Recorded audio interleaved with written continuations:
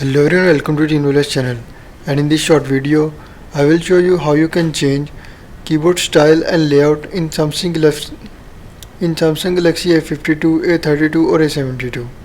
So before starting video, if you are new in this channel, just don't forget to subscribe and let's start a video without wasting any time. So first of all, you just need to go to settings and then follow every step as I am showing you in this video.